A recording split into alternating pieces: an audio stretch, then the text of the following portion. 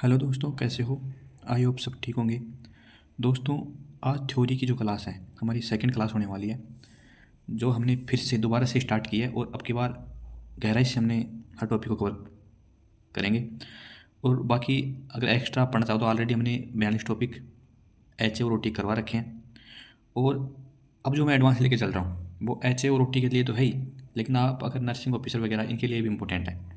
तो सभी साथ बने रहना लास्ट तक, और हर चीज़ कवर करेंगे। और इसके जो प्रैक्टिस क्वेश्चन है इस टॉपिक 50 प्लस प्रैक्टिस क्वेश्चन है, जो प्रीवियस क्वेश्चन है, काफ़ी बार रिपीट होने वाले क्वेश्चन है, वो मैंने ग्रुप में डाल दूंगा। रेगुलर हर टॉपिक ग्रुप में डालता हूँ, इसलिए जो ग्रुप से नहीं जुड़ा है वो इस नंबर पर व्हाट्सएप मैसेज कर सकते हो, आपको ग्रुप में जोड़ लिया जाएगा और आपको फ्री ऑफ कोर्स से PDF उपलब्ध कराई जाएगी, जिसमें ऑलरेडी 42 टॉपिक कवर होंगे। चलो स्टार्ट करते हैं आज ब्लीडिंग यानी रक्त स्त्राव। ब्लीडिंग या रक्त स्त्राव क्या होता है? ब्लीडिंग या रक्त स्त्राव का मतलब होता है, देखो, कहीं भी चोट लग जाती है तो वहाँ से ब्लीडिंग शुरू हो जाती है, रक्त स्त्राव शुरू हो जाता है, इसको बोलते हैं रक्त स्त्राव, यानी खून का बहना ही इसे रक्त स्त्राव बोलते हैं। इसके बारे में थोड़ी सी परिभाषा देख लेते हैं। ब्लीडिंग या हीमोरेज, ब्लीडिंग बोल दो, हीमोरेज बोल दो, एक ही बात है। ब्लीडिंग या हीमोरेज, आपको ब्लीडिंग बोल सकता है क्वेश्चन में, हीमोरेज भी बोल सकता है। शरीर से रक्त या किसी भी माध्यम से बाहर निकलना, या शरीर से रक्त का किसी भी माध्यम से बाहर निकलना, या शरीर के अंदर किसी अंग या ऊतक में एकत्र होना ब्लीडिंग या हीमोरेज कहलाता है। यानी शरीर से रक्त का बाहर निकलना या शरीर के अंदर किसी ऊतक या अंग में एकत्रित होना ही ब्लीडिंग कहलाता है। यह शरीर के रक्त परिसंचरण में असंतुलन उत्पन्न करता है। बिल्कुल, रक्त परिसंचरण तंत्र में असंतुलन उत्पन्न करेगा। यदि रक्तस्राव अधिक मात्रा में होता है तो क्या क्या हो सकता है? अगर रक्तस्राव अधिक मात्रा में होगा तो शोक, सदमा लग जाएगा, हाइपोक्सिया हो जाएगी और मृत्यु भी हो सकती है। शोक का मतलब होता है सदमा, और हाइपोक्सिया का मतलब होता है कि खून में ऑक्सीजन कमी हो जाती है या शरीर में ऑक्सीजन कमी हो जाती है, इसको बोलते हैं हाइपोक्सिया, और मृत्यु भी हो सकती है। आगे हम बात करें, ये तो हमने परिभाषा देख ली, क्योंकि परिभाषा में से क्वेश्चन बन सकता है, बना भी है, आगे भी घुमा फिरा के पूछ सकता है, लेकिन क्वेश्चन अगर इस टॉपिक में से आएगा तो बाहर नहीं जाएगा, इतना कन्फर्म है। बाकी ऑलरेडी हमने CPR का अच्छे से टॉपिक कवर किया, जिसे नहीं देखा है वो जाके जरूर देखना, और हर क्लास को 3 से 4 बार देखा करो, क्योंकि उससे आपकी नेगेटिव मार्किंग नहीं होगी। शरीर में रक्त की भूमिका क्या होती है? देखो, शरीर में, हमारे शरीर में जो रक्त है इसकी भूमिका क्या होती है, क्या योगदान होता है रक्त का? ऑक्सीजन और पोषक तत्वों को ऊतकों तक पहुँचाते हैं। रक्त क्या करता है? ऑक्सीजन और पोषक तत्वों को ऊतकों तक पहुँचाने का काम कौन करता है? रक्त करता है। अपशिष्ट पदार्थों को बाहर निकालना, यानी अपशिष्ट जो पदार्थ होते हैं उनको बाहर निकालता है। संक्रमण से रक्षा करता है। शरीर का तापमान नियंत्रित रखता है। रक्त जमने की प्रक्रिया द्वारा रक्तस्राव रोकना, जैसे रक्तस्राव हो गया तो अपने आप ही बिल्डिंग नहीं रुक जाती, छोटा जैसे छोटा घाव लग गया तो अपना आप ही रक्तस्राव थोड़ी देर बाद रुक जाता है, मतलब वहाँ रक्त जमने लगता है। तो ये आपको एक एक पॉइंट याद रखना है कि शरीर में रक्त की क्या भूमिका होती है। अक्सर यहाँ से क्वेश्चन पूछा गया है। ऑक्सीजन और पोषक तत्वों को तक पहुँचाना, अपशिष्ट पदार्थों को बाहर निकालना, संक्रमण से रक्षा करना, शरीर का तापमान नियंत्रित रखना, रक्त जमने की प्रक्रिया द्वारा रक्तस्राव रोकना। आगे बात करें रक्तस्राव के प्रकार, यानी ब्लीडिंग या रक्तस्राव के कितने प्रकार होते हैं। देखो, स्थान के आधार पर देखेंगे हम पहले। स्थान के आधार पर कैसे? जैसे एक तो बाह्य रक्तस्राव होता है, एक आंतरिक रक्तस्राव होता है, इस तरीके से होता है। स्थान के आधार पर रक्तस्राव को 2 भागों में बांटा गया है, बाहरी और आंतरिक। देखो, अगर मैं इस क्लास में ही इतना सा ही, अगर इसी टॉपिक को मैं 2 घंटे भी चला सकता हूँ, लेकिन उससे कोई मतलब नहीं है। जो इंपॉर्टेंट है वही हमें पढ़ना है, स्मार्ट स्टडी करनी है, और घुमा फिरा के इसी थ्योरी में क्वेश्चन बनते हैं। जैसे 3 से 4 बार क्लास को देखा करो, हर चीज़ को ध्यान से सुना करो। बाहरी रक्तस्राव क्या होता है? देखो, जब रक्त शरीर के बाहर निकलता है, जैसे त्वचा की चोट, कहीं कट लग गया या घाव लग गया, तो रक्त क्या शरीर से बाहर निकलेगा, तो इसको बोलते हैं बाहरी रक्तस्राव। अब बात करते हैं आंतरिक रक्तस्राव। आंतरिक जो रक्तस्राव होता है वो क्या होता है? Internal bleeding. जब रक्त शरीर के अंदर किसी गुहा, जैसे मस्तिष्क हो गया, पेट, छाती आदि में बहता है, यानी जब रक्त शरीर के बाहर नहीं निकलता बल्कि शरीर के अंदर, जैसे मस्तिष्क में शरीर के अंदर ही बह रहा है, कोई आंतरिक चोट लग गई, पेट के अंदर कोई आंतरिक चोट लगी, या छाती के अंदर आंतरिक चोट नहीं है, मतलब बाहर नहीं निकल, लेकिन आंतरिक बह रहा है, आंतरिक खून बह रहा है, तो इसको बोलते हैं आंतरिक रक्तस्राव।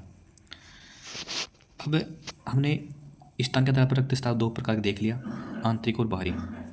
अब हम बात करेंगे रक्त वाहिकाओं के अनुसार, यानी रक्त वाहिकाओं के अनुसार भी रक्त स्राव को 3 भागों में बांटा गया है। पहला जो है रक्त वाहिकाओं के आधार पर देखो धमनीय रक्त स्राव है, यानी धमनियों में किस तरह का रक्त बहता है, इसको बोलते हैं धमनीय रक्त स्राव।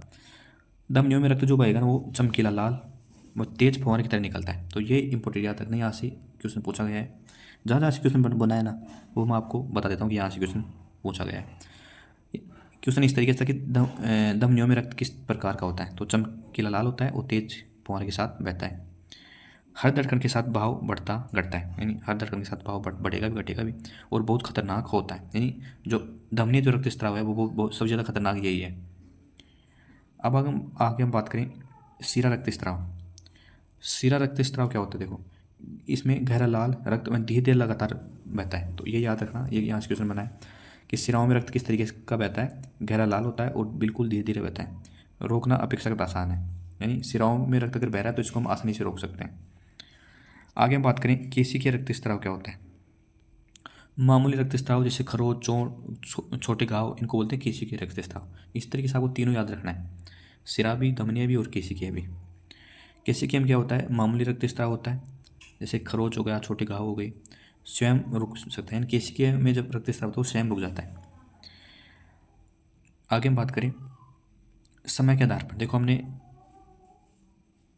स्थान के आधार पर हमने देख लिया, केशिकाओं के आधार पर हमने देख लिया। अब बात करेंगे समय के आधार पर। समय के आधार पर रक्त कितने प्रकार का होता है। पहला जो है वह तीव्र है, यानी अचानक और तेज रक्तस्राव हो, इसको बोलते हैं तीव्र रक्तस्राव या तीव्र ब्लीडिंग। दीर्घकालिक ब्लीडिंग क्या होती है, लंबे समय तक धीरे धीरे होता रहता है, जैसे आंतों से खून आना, इसको बोलते हैं दीर्घकालिक, लंबे समय तक धीरे धीरे बहेगा खून। एग्जाम्पल क्या दे रखा है, आंतों से खून बहना, ये दीर्घकालिक ब्लीडिंग के अंतर रक्तस्राव के अंतर्गत आता है। आगे हम बात करें रक्तस्राव के प्रकार, रक्तस्राव कारण। प्रकार हमने देख लिया, अब कारण देखना कि रक्तस्राव किस कारण से हो सकता है, कौन कौन से कारण है जिनसे रक्तस्राव होता है। पहला जो कारण है वो है आघात संबंधी। आघात संबंधी कैसे, देखो जैसे कटना, छिलना, दुर्घटना, जलना या बंदूक की गोली आदि से जो रक्तस्राव होता है इसको बोलते हैं आघात, मतलब ये आघात संबंधी होता है। अब बात करें गैर आघात संबंधी में कौन कौन से आते हैं, जैसे पाचन तंत्र से, जैसे पेप्टिक अल्सर, लीवर सिरोसिस, इनसे रक्तस्राव हो। श्वसन तंत्र से फेफड़ों की टीबी, कैंसर। मूत्र तंत्र से जैसे किडनी स्टोन हो गया, संक्रमण हो गया। और प्रजनन तंत्र से जैसे मासिक धर्म में अत्यधिक रक्तस्राव, गर्भपात, प्रसवोत्तर रक्तस्राव। और रक्त विकार जैसे हीमोफीलिया हो गया, प्लेटलेट्स कमी होगी। औषधीय कारण से कोगुलेंट दवाओं का अधिक प्रयोग, जैसे हेपेरिन, वारफेरिन, ये होती हैं एंटी कोगुलेंट दवाएं। तो जस्ट हमने अभी देखा कि आघात जैसे रक्तस्राव के कौन कौन से कारण होते हैं, तो रक्तस्राव के कारण को 2 भागों में बांटा गया है, एक तो होता है आघात संबंधी और एक होता है गैर आघात संबंधी। आघात संबंधी रक्तस्राव कौन कौन से कारण होते हैं, जैसे कटना, छिलना, दुर्घटना, जलना, बंदूक की गोली, इनसे जो रक्तस्राव होगा उसको हम क्या बोलेंगे, वो किस श्रेणी में आएंगे, आघात संबंधी में आएंगे वो, यानी आघात संबंधी, इस तरीके से याद रखना है। और गैर आघात संबंधी में जैसे पाचन तंत्र का घाव हो गया, ब्लीडिंग हो गई, श्वसन तंत्र से संबंधित होगी, मूत्र तंत्र से संबंधित होगी, प्रजनन तंत्र से संबंधित होगी, रक्त विकार हो गया जैसे हीमोफीलिया हो गया, औषधि कारण कोई इससे रक्तस्राव हो। तो ये क्या हो गए, ये सारे हो गए गैर आघात संबंधी हो गए। तो काफ़ी अंतर है दोनों में, 3-4 वीडियो देखोगे ना कभी नहीं भूलोगे, तो जैसे क्वेश्चन आएगा दिखेगा तुरंत सही हो जाएगा। आगे हम बात करें अब रक्तस्राव के लक्षण, यानी रक्तस्राव हो रहा है तो कैसे पता चलेगा हमें क्या क्या लक्षण होते हैं कि रक्तस्राव हो रहा है। बाहरी रक्तस्राव में तो हमें देखने पता चलता है कि बाहरी रक्तस्राव हो रहा है, वो तो उसको पहचान आसान है। जो बाहरी रक्तस्राव होता है उसको पहचान आसान है कि देखकर हम बता सकते हैं कि ब्लीडिंग हो रही है, जैसे घाव से खून बहना, कपड़ों या पट्टी पर रक्त के धब्बे, दर्द और सूजन, इनसे हम आसानी से पता लगा सकते हैं कि बाहरी रक्तस्राव हो रहा है। आंतरिक रक्तस्राव में मुश्किल होता है कि आंतरिक रक्तस्राव किस तरीके से पता लगाते हैं। जैसे देखो अगर त्वचा का पीला पड़ना, अगर कहीं भी शरीर के ऊपर त्वचा पीला पड़ रही है, त्वचा पीली पड़ रही है तो मतलब आंतरिक रक्तस्राव हुआ है। ठंडा और चिपचिपा पसीना, अगर पसीना ठंडा आ रहा है, चिपचिपा आ रहा है तो मतलब आंतरिक रक्तस्राव हुआ है। तेज और कमज़ोर नाड़ी, यानी तेज और कमज़ोर नाड़ी हो जाए तो मतलब यानी नाड़ी तेज हो जाए तो भी आंतरिक रक्तस्राव हुआ है, कमज़ोर हो जाए तो भी आंतरिक रक्तस्राव हुआ है। रक्तचाप में कमी, यानी बीपी अचानक गिर गई, उसमें भी मतलब चक्कर आना, कमजोरी, उल्टी या मल में रक्त, मल के साथ रक्त आए, तो ये सारी क्या हो गई, मुरझाना या बेहोशी।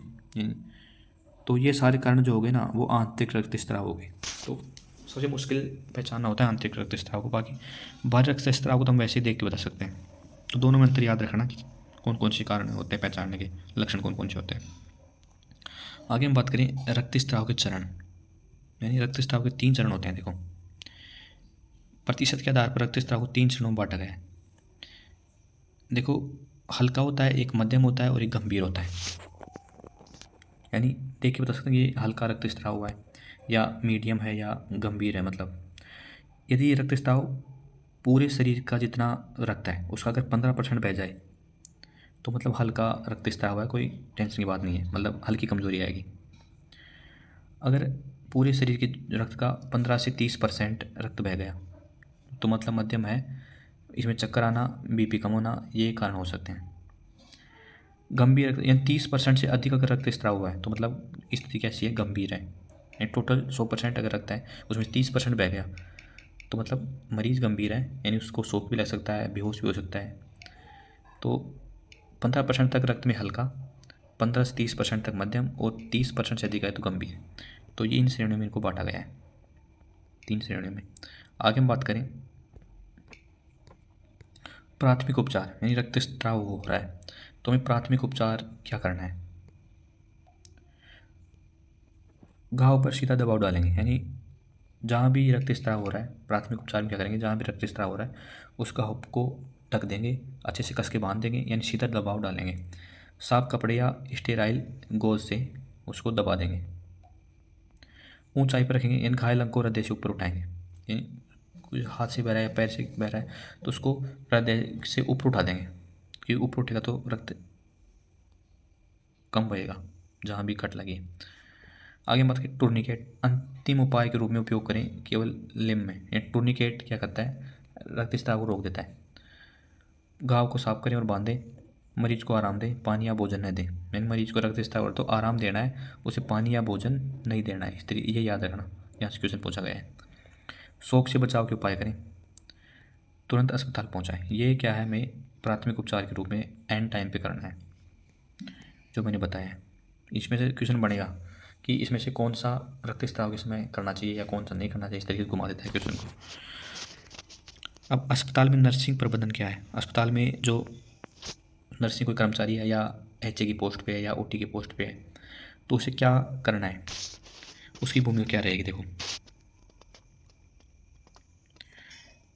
वाइटल सिंग्स हर 15 मिनट में लें, यानी जो वाइटल साइंस होते हैं वो हर 15 मिनट में लेने हैं। यानी कोई एच पोस्ट पे है या कोई नर्सिंग पोस्ट, उसे हर 15 मिनट में ये काउंट करना है। जैसे पल्स रेट हो गई, बीपी हो गई, रेस्पायरेशन हो गया, टेम्परेचर हो गया, ये उसको हर 15 मिनट में काउंट करना है।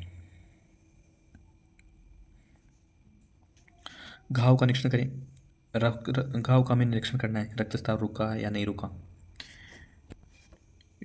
यूरिन आउटपुट मॉनिटर करें, कम होने पर शोक का संकेत, यानी यूरिन आउटपुट मॉनिटर करेंगे, यानी कम हो रहा है तो मतलब शोक में जा सकता है मरीज।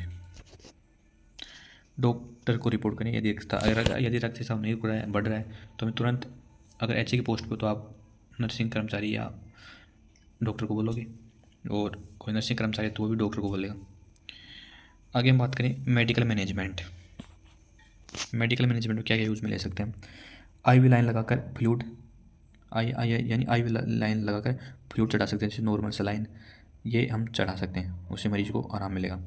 ब्लड ट्रांसफ़र, यदि एचपी बहुत कम हो जाए, यानी ब्लड शरीर में बहुत कम हो गया, हीमोग्लोबिन की मात्रा बहुत कम हो गई तो ब्लड ट्रांसफ़र करना पड़ेगा, यानी ब्लड चढ़ाना पड़ेगा। ऑक्सीजन थेरेपी देनी पड़ेगी मरीज को।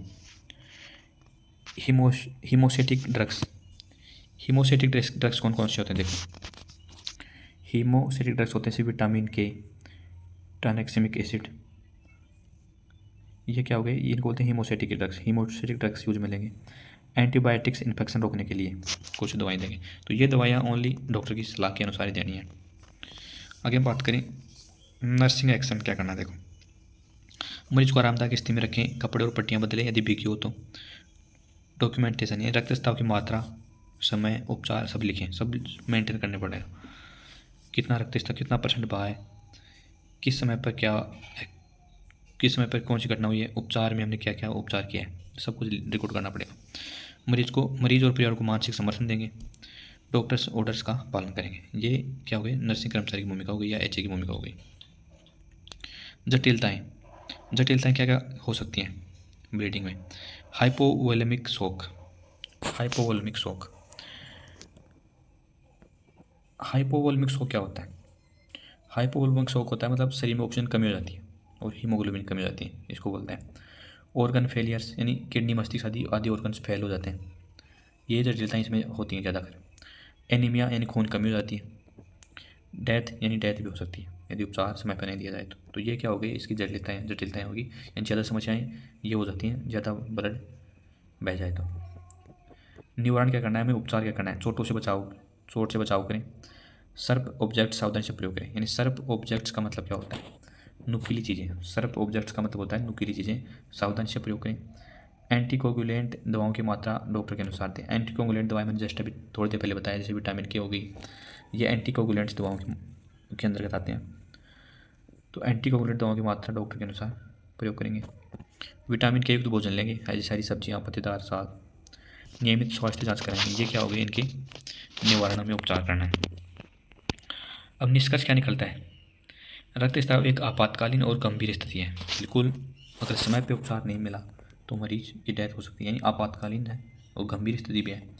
समय पर पहचान, उचित प्राथमिक उपचार और अस्पताल में व्यवस्थित नर्सिंग देखभाल से मरीज की जान बचाई जा सकती है।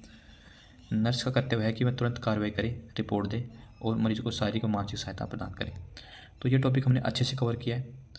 अब इसमें जो प्लीडिंग के आगे जो पट्टियाँ कितने प्रकार की होती हैं, किस तरीके से किया जाता है, इन चीज़ों के बारे में कवर करेंगे। हालांकि ये इसी टॉपिक में आता है लेकिन ज़्यादा लंबा वीडियो जाएगा। नेक्स्ट वीडियो में इसको अच्छे से कवर करेंगे और 42 टॉपिक शानदार तरीके से पढ़ेंगे, इससे बाहर नहीं जाएगा। लेकिन एग्ज़ाम तक आपको साथ बने रहना है, SGPJ जब तक एग्ज़ाम हो। बाकी जो नहीं है चैनल को सब्सक्राइब कर देना, प्यारा सा कमेंट करना।